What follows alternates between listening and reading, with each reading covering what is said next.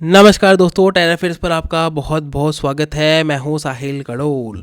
तो हमारी संसद में शांति बिल पास हो चुका है, जिसे एक बहुत ही बड़ा बिल माना जा रहा है इंडिया की जो न्यूक्लियर पावर है उसके क्षेत्र के अंदर। आइए जानते हैं कि ये बिल है क्या।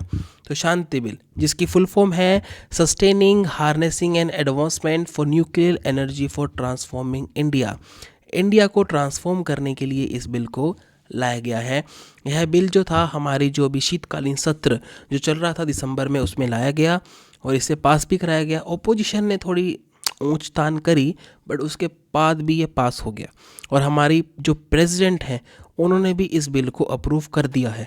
अब ये बिल क्या करेगा, हमारे जो पुराने जो दो लॉज थे, जो 1962 का एटॉमिक एनर्जी एक्ट और 2010 का civil liability for nuclear damage act, इन दोनों को रिप्लेस करेगा और बन जाएगा शांति बिल। तो देखिए, इसकी शॉर्ट फॉर्म भी देखो, शांति बिल इसीलिए बनी है क्योंकि इंडिया जो है ना बहुत ही रिस्पॉन्सिबली और पीस के लिए इसका यूज़ करता है। हम किसी को डराने के लिए इसका यूज़ नहीं करते हैं। आप देखिए कि इंडिया में आज 7 इसके प्लांट्स हैं अलग अलग जगह पर, नरोरा, रावतभट्टा, तारापुर, अलग अलग जगह पर। और हम लगभग 8.78 गीगावाट जो इलेक्ट्रिसिटी है वो इससे बना रहे हैं। और हमारा सपना है कि हम इसको यहाँ से 100 गीगावाट तक ले जाएं 2047 तक। अब इस बिल के गोल्स क्या हैं? नंबर 1, मॉडर्नाइज कर देना भैया। पुराने जितने भी लॉज किए, जितनी अमेंडमेंट्स की, उसको सबको ख़त्म करके एक बिल बना दो भी। हमारा ये टर्म्स हैं, ये सब कुछ है, इसके अकॉर्डिंग हमारा चलेगा। और तो और इस बिल ने क्या किया, प्राइवेट सेक्टर के पार्टिसिपेशन को अनेबल कर दिया। अब प्राइवेट कंपनीज भी क्या करेंगी, न्यूक्लियर सेक्टर के अंदर इन्वेस्ट कर सकती हैं, बट अंडर लाइसेंस, क्योंकि भैया न्यूक्लियर हम ऐसे किसी को नहीं दे सकते, है ना। उसके बाद अगर आप देखेंगे कि जो इंडिया का जो क्लीन एनर्जी का जो एक मिशन है उसको ये सपोर्ट करेगा और अलग अलग इन्वेस्टमेंट एंड इनोवेशन इंडिया के अंदर लेके आएगा। अब इस बिल के मेजर प्रोविजंस क्या है, तो भैया प्राइवेट पार्टनरशिप को अलाउ कर दिया, जैसे कि वो पावर जनरेट करे, इक्विपमेंट्स मैन्युफैक्चर करे, रिसर्च एंड डेवलपमेंट करे, बट हाँ थोड़ा सा गवर्नमेंट कंट्रोल में। एक न्यू रेगुलेटरी फ्रेमवर्क बना दिया, the atomic energy regulatory board. अब भैया जिसको भी इसमें इन्वेस्ट करना है, कुछ भी करना है, तो इसके परमिशन लगेगी, इससे पूछना पड़ेगा। इसका जो फ्रेमवर्क है उसी के अकॉर्डिंग सब कुछ होगा। लायबिलिटी एंड कंपनसेशन है कि गवर्नमेंट ने क्या किया इस बार कि एक ना लायबिलिटी सेट कर दी कि अगर मान लो कि कहीं पे कोई इंसिडेंट हुआ तो गवर्नमेंट ने क्या किया, कैप डिसाइड कर दी कि इतने पैसे तक का खर्चाना आप दोगे। अगर उससे भी ज़्यादा का डिवास्टेशन हुआ है तो उसके ऊपर गवर्नमेंट देखेगी। उसके बाद न्यू इनोवेशन को सपोर्ट करेगा, है ना। जैसे कि मैंने आपको बताया कंपनसेशन का, कि सबसे पहला जो रिस्पॉन्सिबल जो होगा वो होगा जो उसको ऑपरेट कर रहे हैं। एक कैप गवर्नमेंट ने डिसाइड कर दिया होगा कि इतने पैसे तक आप दोगे, उसके ऊपर फिर गवर्नमेंट ऑफ इंडिया रिस्पॉन्सिबल है। अब इसके बाद आप देखेंगे कि इसका स्ट्रैटेजिक एंड इकोनॉमिक इम्पैक्ट क्या है। तो भैया हमारा जो एक मोनोपोली बन चुका था इस फील्ड के अंदर गवर्नमेंट सेक्टर का, कि पब्लिक वाले ही करेंगे, है ना, तो धीरे धीरे आहिस्ता आहिस्ता इसमें काम कर रहा था।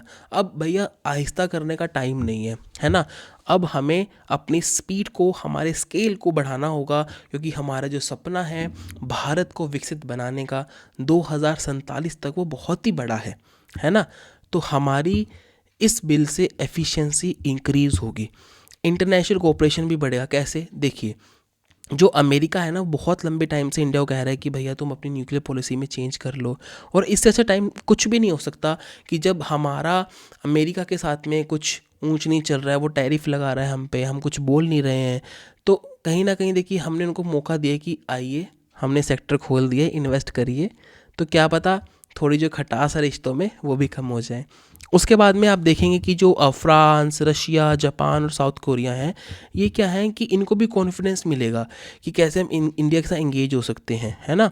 उसके बाद देखिए, इंडिया हमेशा से, मैंने आपको बताया इसलिए इस बिल का नाम भी शांति है, एक रिस्पॉन्सिबल यूज़र रहा है न्यूक्लियर पावर का। हम कभी भी किसी को डराते धमकाते नहीं है कि हमारे पास न्यूक्लियर पावर है, हम ये कर देंगे वो कर देंगे पाकिस्तान की तरह। नहीं भैया, हम रिस्पॉन्सिबिलिटी से यूज़ करते हैं। हमारा एक ही मकसद है, क्लीन एनर्जी बनाना और अपने गोल्स को अचीव करना, है ना। इसीलिए आप देख सकते हैं, क्योंकि देखिए एक बिल के नाम से ही उसकी भावना का पूरा पता लग जाता है।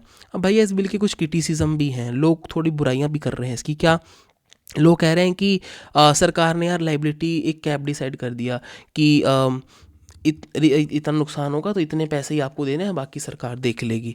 उसके बाद में एक अगर आप देखेंगे कि एक रेगुलेटरी भी थोड़ा लोग क्वेश्चन कर रहे हैं रेगुलेटरी बोर्ड पर, जो मैंने बताया आपको AERB, कि गवर्नमेंट का भी इसमें थोड़ा सा कंट्रोल है। पार्लियामेंट सिक्योरिटी, देखिए कि मैंने आपको बताया कि पार्लियामेंट में बहुत इसका अपोजिशन हुआ कि इंडिया की सुरक्षा के साथ खिलवाड़ हो रहा है, फिलाना धमकाना, बट उसके बाद भी थोड़ा हो गया पास।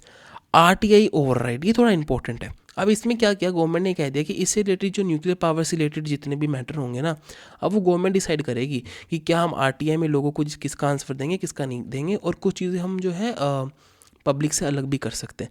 देखिए क्या होता है ना कि जो न्यूक्लियर जो पावर है वो बहुत एक सेंसिटिव मैटर होता है ना, तो उसमें कुछ चीज़ें होती हैं जो हमें सीक्रेट रखनी पड़ती हैं, ताकि हमें फ्यूचर में दिक्कत ना हो कि मान लो हमारी चाइना के साथ कभी वॉर हो गई फ्यूचर में, या पाकिस्तान के साथ हो गई, तो हमें इसका नुकसान ना हो, है ना।